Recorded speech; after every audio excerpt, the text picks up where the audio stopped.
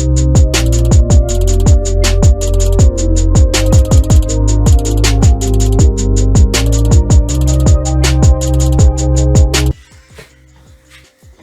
के इस लेक्चर में हम लोग एक इम्पॉर्टेंट प्रॉब्लम को सॉल्व करेंगे, इन्वेरिएंट्स of electromagnetic field.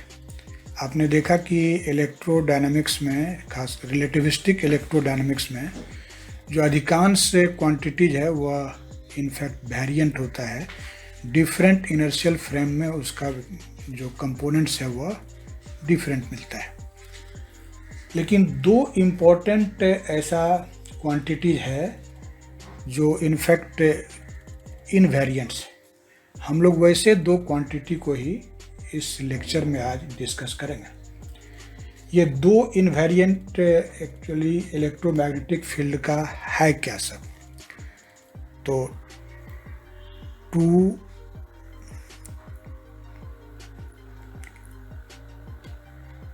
invariants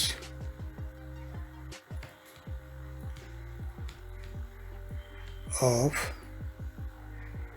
electromagnetic field।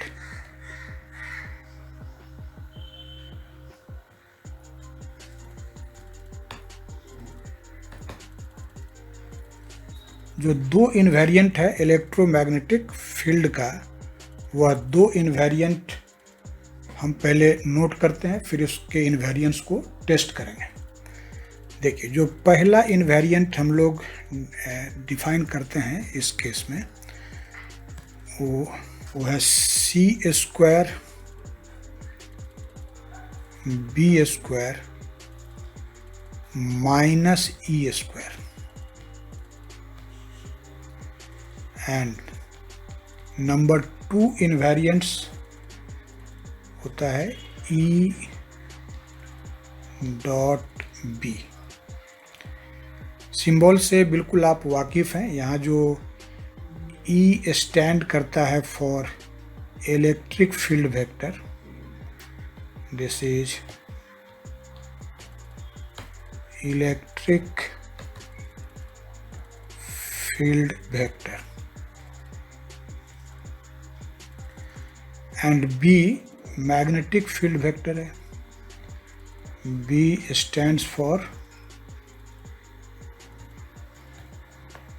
Magnetic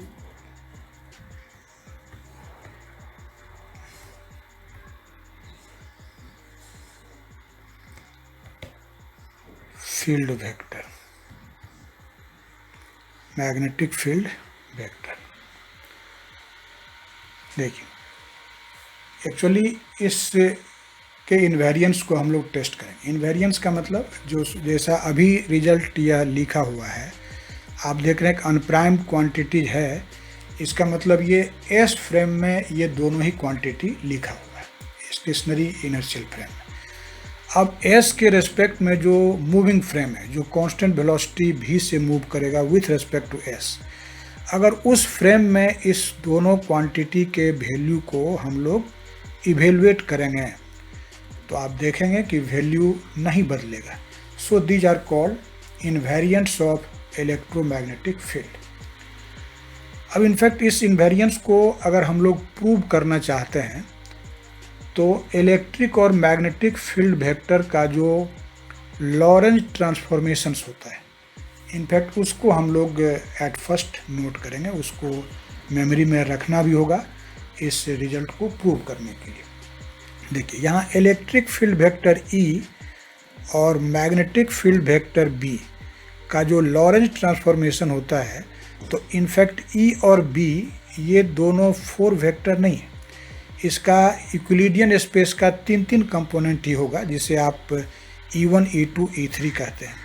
क्योंकि यहाँ तीन ही कंपोनेंट है, फोर्थ कंपोनेंट है नहीं, इसीलिए फॉर कन्वेनियंस जहाँ हम E1 बोलेंगे उसको EX कह लेते हैं, जिसको E2 बोलते थे उसको अब EY कह लेंगे, कन्वेनियंस के लिए ऐसा मानेंगे।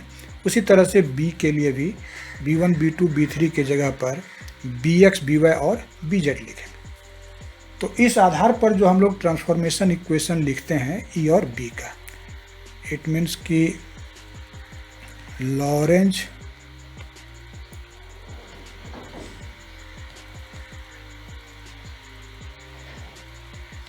transformation of E and B. E and B are given as. In fact इसको हमको मेमोरी में भी रखना होगा। देखिए, जैसे पहले ई वेक्टर के लिए जो ट्रांसफॉर्मेशन इक्वेशंस होता है इसके कंपोनेंट्स के लिए, उसको एट फर्स्ट देखते हैं। ई वेक्टर के लिए देखिए, एक्स कंपोनेंट के लिए ट्रांसफॉर्मेशन इक्वेशन है ई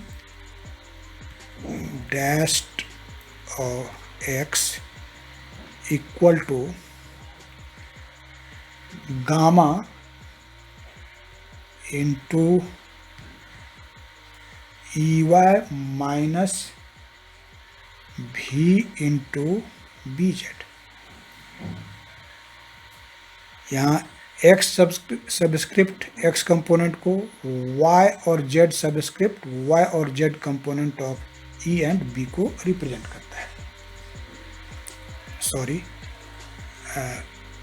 एक्स कंपोनेंट इनवेरिएंट रहता है E prime of X, this is simply equal to ex. E prime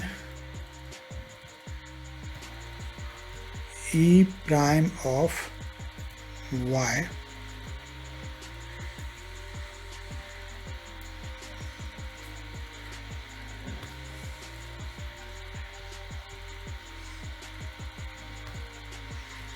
E prime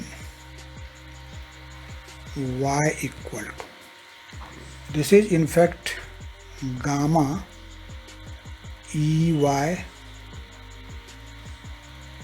minus B into BZ,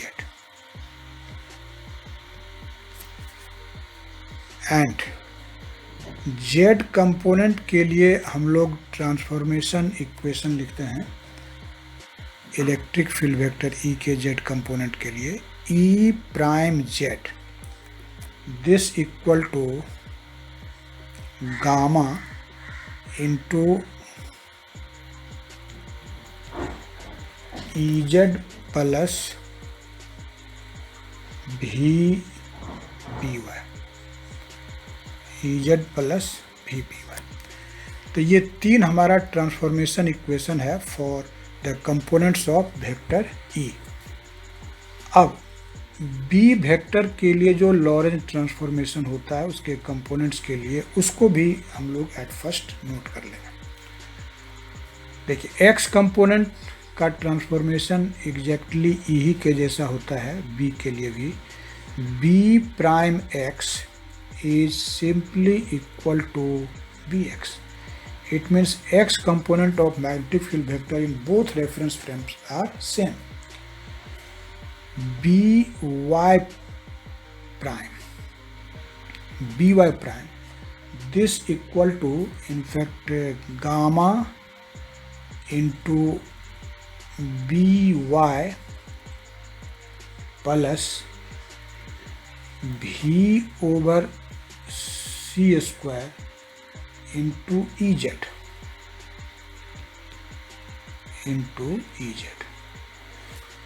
and Z component के लिए लिखेंगे transformation equation B prime Z, this equal to gamma into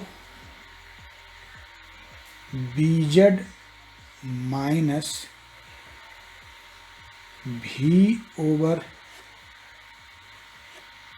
C square into EY।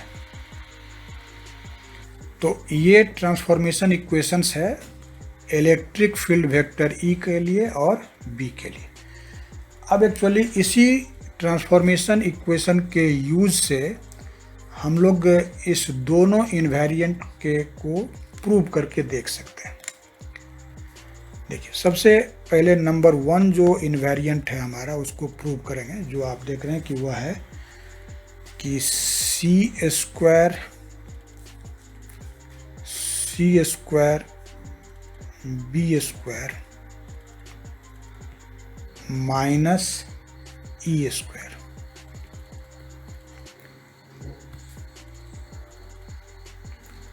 C square B square minus E square, इसके इन्वेरियंस को test करना है। देखिए, मान लेते हैं कि जो हमारा मूविंग फ्रेम एस प्राइम है उसमें बी वेक्टर को बी डैश्ड मान लेंगे, ई वेक्टर को ई डैश्ड मान लेंगे। तो एक्चुअली हमको प्रूव क्या करना है कि अगर बी, यहाँ पर सी तो इन्वेरिएंट है, वो तो यूनिवर्सल कांस्टेंट होता है सेकंड पोस्टुलेट के हिसाब से। बी अगर बी डैश्ड हो गया, ई अगर ई डैश्ड हो गया, तो उस स्थिति में जो इस क्वांटिटी का वैल्यू होगा वह इतना ही के बराबर होगा, ये प्रूव करना है। तो एस डैश फ्रेम में हम इसी क्वांटिटी को लेके प्रोसीड करते हैं, सिंप्लीफाई करते हैं। आप देखेंगे कि वह एस फ्रेम में जो वैल्यू है उसी के बराबर हो जाएगा। तो हम लोग स्टार्ट करते हैं। C square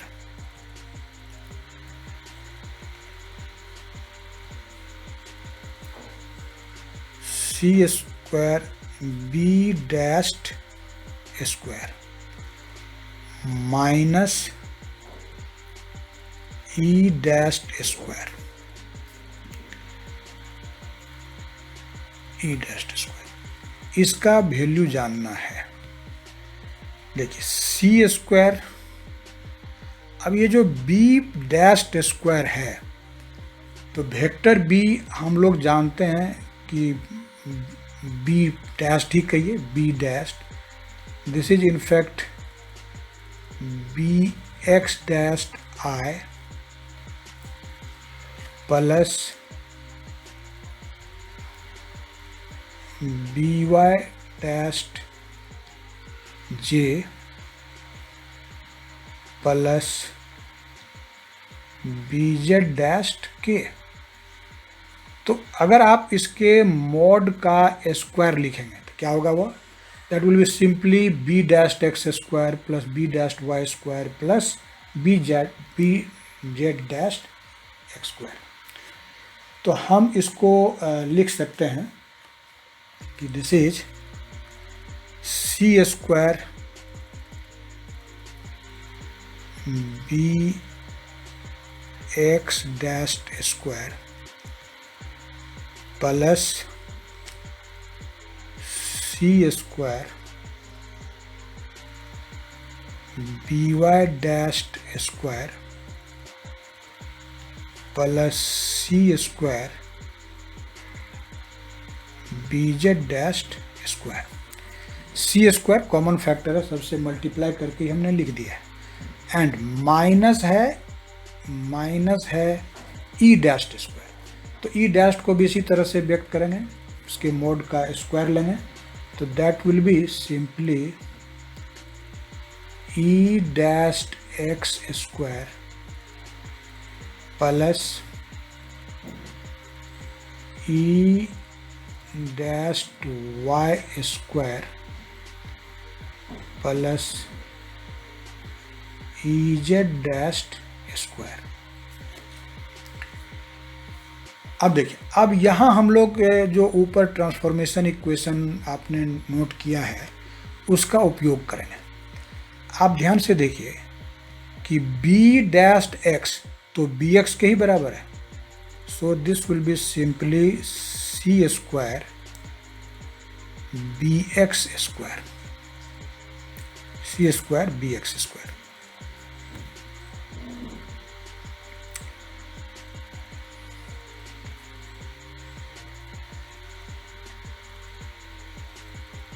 C square B X square plus, यहाँ भी स्क्वायर होगा, सी स्क्वायर। अब देखिए, जो आप ऊपर रिजल्ट लिखे हैं उस पर ध्यान दीजिए कि हमारा जो बी डैश्ड वाई है, बी डैश्ड वाई आप देख सकते हैं यहाँ पर बी डैश्ड वाई के लिए ट्रांसफॉर्मेशन इक्वेशन कि this is in fact gamma into B Y plus भी over C square E Z. तो आप इस रिजल्ट में इसका यूज कर दीजिए, इसका यूज कर देंगे तो आप देखिए वहाँ से कि क्या आप लिख सकते हैं। ये हो जाएगा सी स्क्वायर, तो आपने कॉमन फैक्टर लिख लिया। अब इसका ट्रांसफॉर्मेशन इक्वेशन लिखेंगे तो this will be gamma square into B Y plus भी over C square into E Z का होल स्क्वायर प्लस, फिर इस थर्ड टर्म को देखिए, plus C square into B dash Z. अब बी डैश जेड के ट्रांसफॉर्मेशन इक्वेशन को देखिए, वो है gamma into B Z minus भी over C square into E Y. उसका स्क्वायर कर लेंगे, this is gamma square into B Z minus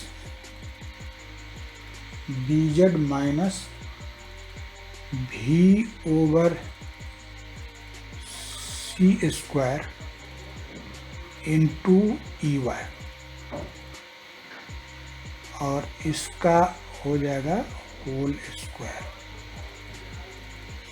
ठीक है, तो आपने इस फर्स्ट थ्री टर्म्स जो हमारे इक्वेशन के आरएचएस में है वहाँ पर ट्रांसफॉर्मेशन यूज करके इसको सिंप्लीफाई किया। अब जो नेक्स्ट टर्म है इस ब्रैकेट के भीतर, that will be minus E dashed X square. आप जरा देखिए ई डैश्ड एक्स, अब ई के ट्रांसफॉर्मेशन इक्वेशन पर ध्यान देंगे। E dashed X simply E X के ही बराबर होता है, तो this will be E X square plus, फिर है E Y, E dashed Y square है, तो ई डैश्ड वाई आप देख रहे हैं कि ई डैश्ड वाई है gamma into E Y minus भी B Z, so this will be gamma square into E Y minus भी बी जेड का होल स्क्वायर प्लस, फिर ई जेड प्राइम का स्क्वायर है। ई जेड का transformation equation देखिए, वो है गामा स्क्वायर है, तो स्क्वायर कर लें गामा स्क्वायर, इनटू है E Z plus V B Y, तो so this will be E Z plus V into B Y, और इसका whole square,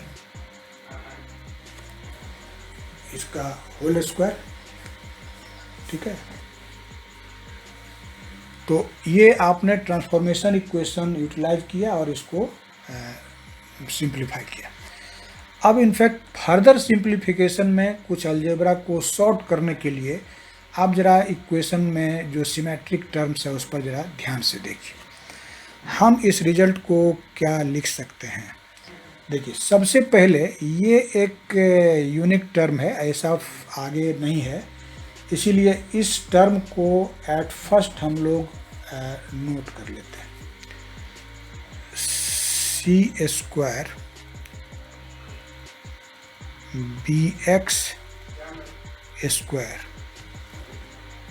C square plus B X square, C square plus B X square. तो इसको हम लोग अब next term को देखेंगे। नेक्स्ट टर्म में हमारा ये फैक्टर आता है सी स्क्वायर, तो this is C square common factor है, gamma square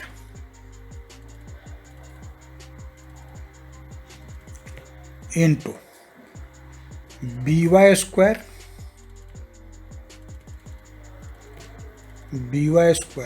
plus V square C4 into EZ square plus 2AB वाला term plus 2V/C square into EZ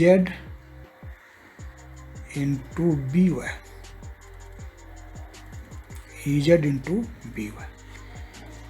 फिर आप इसको A माइनस B के होल स्क्वायर पर सिंप्लीफाई करिए, तो प्लस C स्क्वायर, फिर कॉमन फैक्टर है, this is gamma square into BZ square plus V square C4 into EY square, EY square plus 2V/C square into EY into BZ, EY into BZ, EY into BZ। देखिए, तो हम लोगों ने इसको simplify कर लिया। अब जो नेक्स्ट हमारा टर्म्स है उस पर आप ध्यान दीजिए। यहाँ जो नेक्स्ट टर्म है, इस नेक्स्ट टर्म में आप देख रहे हैं कि this is minus EX square plus EX square plus gamma square into, फिर इसको A माइनस B के होल स्क्वायर पर सिंप्लीफाई करेंगे, तो क्या लिखेंगे आप इसको? This will B EY square plus V square BZ square and minus 2V EY into BZ, EY BZ। इसका सिंप्लीफिकेशन हम लोगों ने कर लिया। अब फिर इस टर्म पर ध्यान दीजिए, प्लस गामा स्क्वायर और EZ प्लस V BY का होल स्क्वायर है, A प्लस B के होल स्क्वायर पर सिंप्लीफाई करेंगे। इसको थोड़ा नीचे ही हम लोग लिख लेते हैं,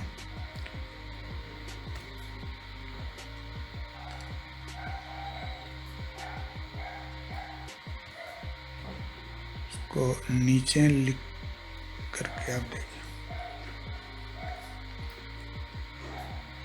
इस टर्म को हम लोग सिंप्लीफाई कर रहे थे। देखिए, तो plus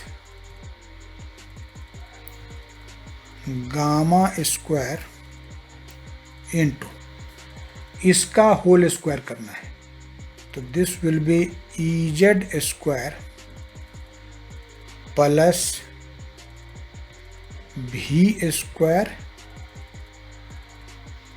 BY square and plus 2AB वाला factor 2V into EZ BY।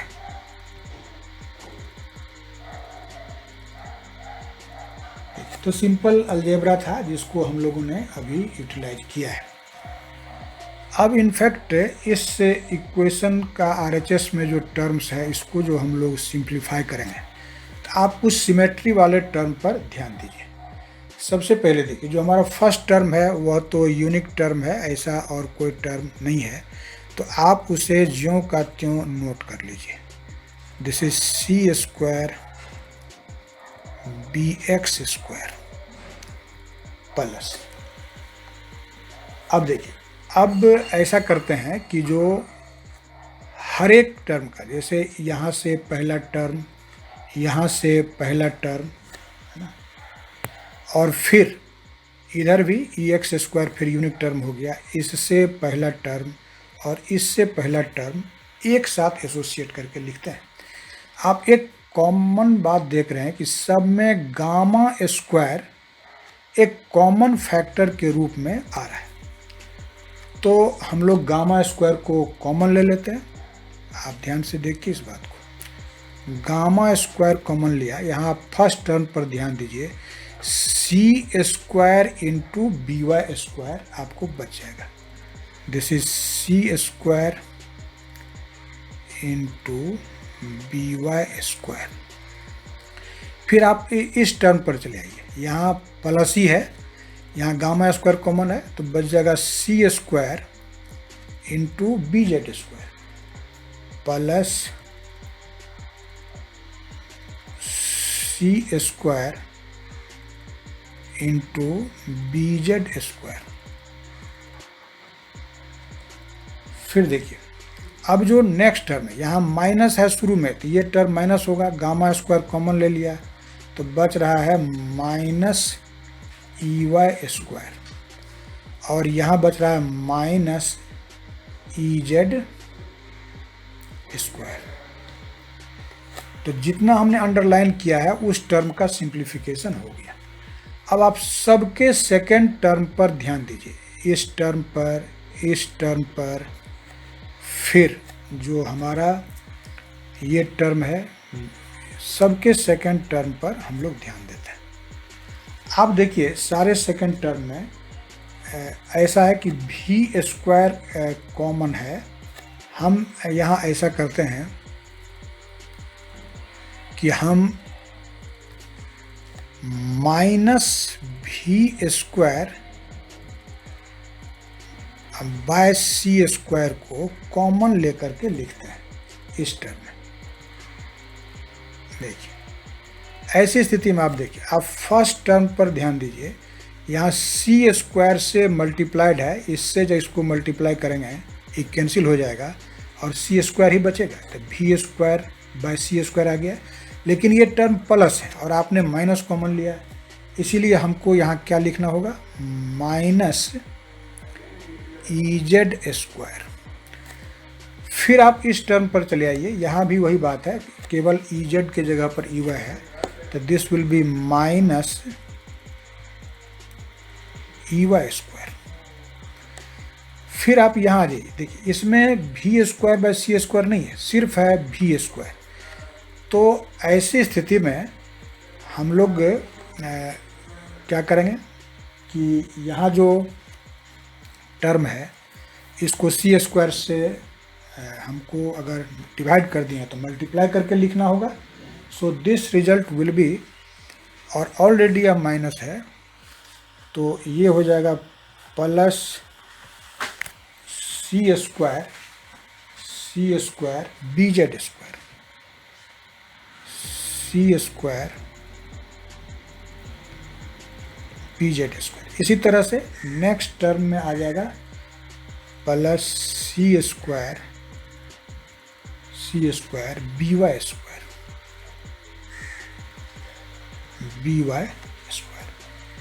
देखिए यहाँ एक्चुअली हम लोगों को गामा लिखना छूट गया है, गामा स्क्वायर। तो गामा स्क्वायर भी कॉमन फैक्टर है।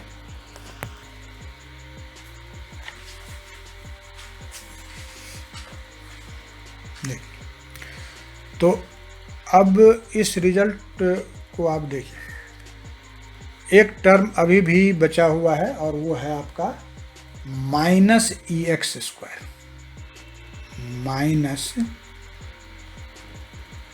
ई एक्स स्क्वायर। अब देखिए, अब अगर आप सेकेंड और इस थर्ड टर्म पर ध्यान दें तो ये जो हमारा ब्रैकेटेड टर्म है, ये ब्रैकेटेड टर्म और ये ब्रैकेटेड टर्म ये एक्चुअली सेम है, हम इसको कॉमन लेके लिख सकते हैं।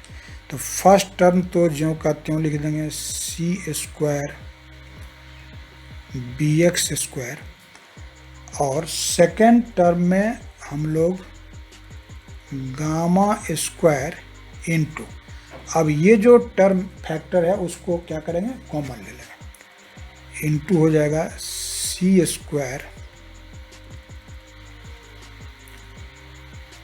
B Y square plus C square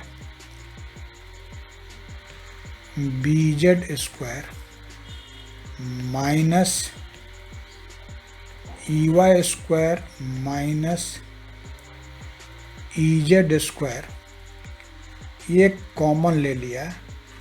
अब देखिए फर्स्ट टर्म कंप्लीटली आपने कॉमन ले लिया, तो इसीलिए उसके जगह पर 1 बच जाएगा। और सेकेंड टर्म में देखिए यहाँ बच जाएगा minus V square by C square. और ये जो लास्ट टर्म है माइनस ई एक्स स्क्वायर वो बचा हुआ है, so this is minus E X square, E X square. अब आप फिर देखिए ये हमारा फैक्टर क्या होता है, this is in fact 1 over gamma square. इसलिए आपका यह फैक्टर और ये गामा स्क्वायर ये both will be cancel out. तो देखिए आपका रिजल्ट क्या बच रहा है, C square B X square. इस तीनों में सी स्क्वायर को कॉमन लेके लिख लेते हैं, तो this will be C square B X square plus B Y square plus B Z square और माइनस कॉमन लीजिए लास्ट 3 टर्म्स के लिए, तो minus E X square plus E Y square plus E Z square. अब ये क्या है, ये एक्चुअली फ्रेम एस में मैग्नेटिक फील्ड वेक्टर के मैग्नीट्यूड का स्क्वायर है। So this will be C square B square और दिस इज ई स्क्वायर। तो हम लोगों ने क्या देखा कि हम स्टार्ट किए थे इसी क्वांटिटी को लेकर के इन एस डैश फ्रेम, और ये हमको प्रूव हो गया कि C square B dash square minus E dash square is equal to C square B square minus E square. दोनों फ्रेम में इस क्वांटिटी का वैल्यू सेम है, इसलिए तो आप इसको एक इन्वेरिएंट कहते हैं कि ये इलेक्ट्रोमैग्नेटिक फील्ड का एक इन्वेरिएंट है। तो जो हमारा फर्स्ट इन्वेरिएंट था वो हमने प्रूव कर लिया। अब हम लोग बात करेंगे सेकेंड इन्वेरिएंट का, जो आपने ऊपर लिखा है कि this is E dot B. अब ई डॉट बी इन्वेरिएंट है, इसका मतलब है कि दोनों फ्रेम में फिर इसका वैल्यू समान होगा। तो हम लोग फिर एस डैश फ्रेम में इसके वैल्यू को लेके स्टार्ट करेंगे। ई डैश्ड डॉट बी डैश्ड, इसको स्टार्ट करते हैं और प्रूव करेंगे कि यह ई डॉट बी के बराबर है। देखिए कंपोनेंट के रूप में अगर ई डैश्ड को आप लिखेंगे तो क्या लिखेंगे, E X dashed I plus E Y dashed J plus E Z dashed K and dot फिर बी डैश्ड, तो this is B X dash I plus B Y dash J plus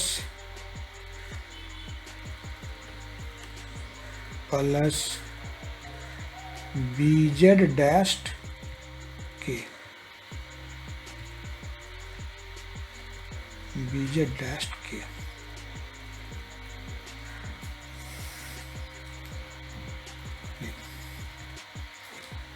अब इसका अगर हम लोग स्केलर प्रोडक्ट लेते हैं तो आप जानते हैं कि इसका स्केलर प्रोडक्ट कोरस्पोंडिंग जो कंपोनेंट्स है उसी का प्रोडक्ट हो जाता है स्केलर प्रोडक्ट में। तो this is simply E X prime into B X prime plus E Y prime into B Y prime plus E Z prime into B Z prime. अब देखिए, अब यहाँ हम लोग फिर ट्रांसफॉर्मेशन को यूज करें। आप जानते हैं कि ई प्राइम एक्स और बी प्राइम एक्स तो ई एक्स और बी एक्स के ही बराबर होता है, इसलिए जो फर्स्ट टर्म है वह तो हो जाएगा E X into B X and plus, अब देखिए E dash Y and B dash Y. E dash Y को हम लोग क्या लिखते हैं, आप देखिए ऊपर ट्रांसफॉर्मेशन में जो आपने पढ़ा, ई डैश वाई को लिखते हैं gamma into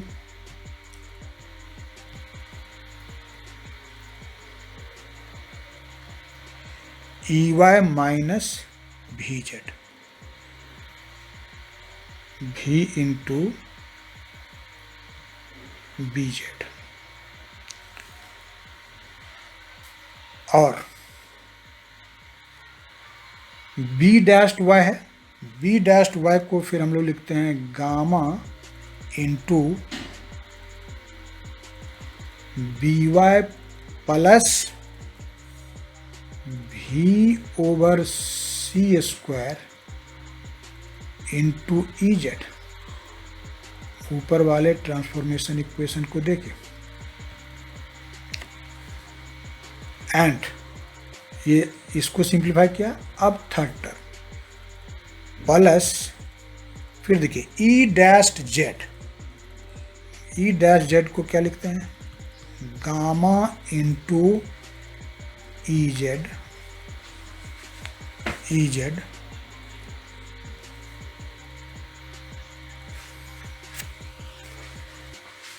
plus E Z plus V into B Y,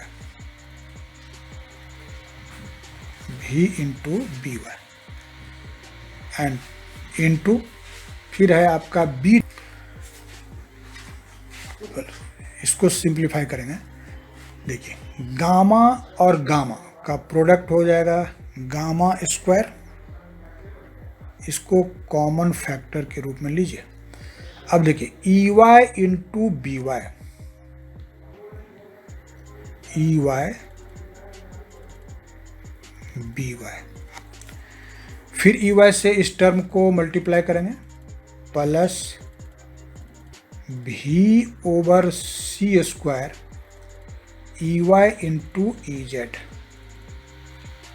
E Y E Z, E Y E Z, ठीक है। और देखिए अब इससे मल्टीप्लाई करिए तो दिस विल बी माइनस भी into B Y B Z, B Y B Z.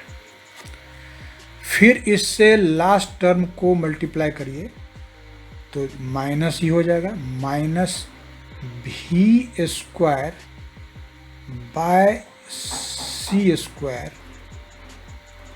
भी स्क्वायर बाय सी स्क्वायर। अब बी जेड है और ई जेड है, तो ई जेड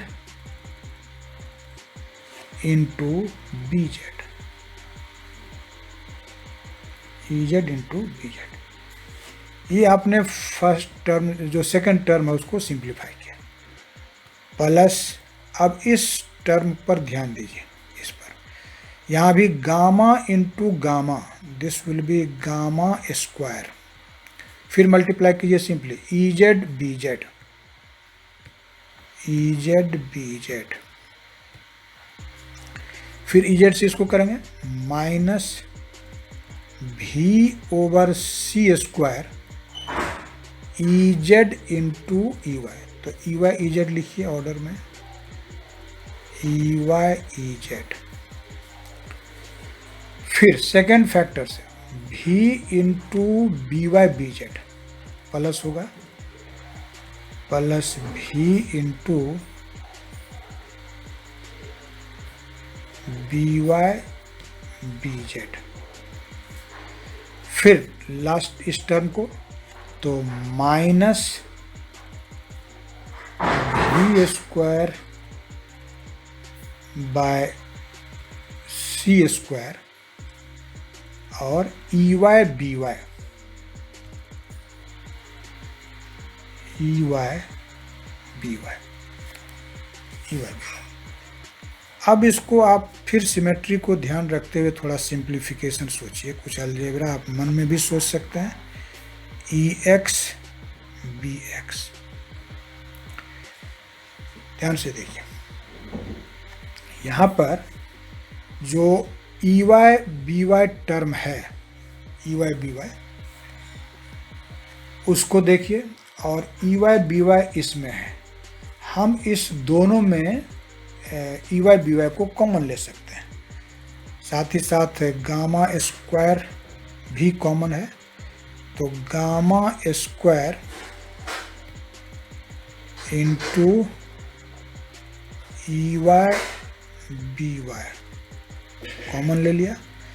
फर्स्ट टर्म जो यहाँ आपने कंसिडर किया है वहाँ तो 1 हो गया, और सेकेंड टर्म में जो gamma square into this much है, यहाँ पर minus V square by C square बचा हुआ है। फिर देखिए, अब जो नेक्स्ट टर्म हमारा होगा उसमें आप देखिए कि प्लस फिर gamma square into E Z B Z common हो जाएगा, E Z B Z common, और हो जाएगा 1 minus V square by C square. और ये जो टर्म है हमारा, ये भी B Y V into B Y B Z, आप देखिए वह दोनों जगह पर कैंसिल हो रहा है, इसीलिए फाइनली यही टर्म हमारा बचता है। अगेन आप देखिए, आप जानते हैं कि 1 minus V square by C square जो फैक्टर है, this is in fact 1 over gamma square, इसीलिए ये गामा स्क्वायर और यह फैक्टर कैंसिल हो जाएगा ये दोनों ही जगहों पर, और हमारा रिजल्ट क्या बच रहा है, this is E X into B X plus E Y B Y plus E Z B Z, और आप इसको क्या लिख सकते हैं, तो this is in fact E dot B. तो क्या देख रहे हैं आप कि ये प्रूव हो गया कि E dashed dot B dashed यह इक्वल है ई डॉट बी के। इसका मतलब ये जो क्वांटिटी है ई डॉट बी, यह एक रिलेटिविस्टिक इन्वेरिएंट इसका वैल्यू फ्रेम बदलने से नहीं बदलता है। तो इस तरह से हम लोगों ने ये जो दो इनफैक्ट रिलेटिविस्टिक इन्वेरिएंट था इलेक्ट्रोमैग्नेटिक फील्ड का, उसको प्रूव करके देखा। एक्चुअली देखिए, ये जो इन्वेरिएंस ऑफ दीज टू क्वांटिटीज है वह इंडिकेट किस बात को करता है? तो ये इंडिकेट इस बात को करता है कि प्लेन वेव का जो इलेक्ट्रोमैग्नेटिक फील्ड होता है वह हर एक इनर्शियल फ्रेम में सिमिलर ही अपीयर होता है। Electromagnetic fields of plane waves appear same in all inertial frames. तो इस तरह से हम लोगों ने आज के इस दो रिलेटिविस्टिक इन्वेरिएंट को प्रूव किया, और आज के लेक्चर में बस इतना ही। फिर हम लोग अगले लेक्चर में एक नए टॉपिक के साथ मिलेंगे।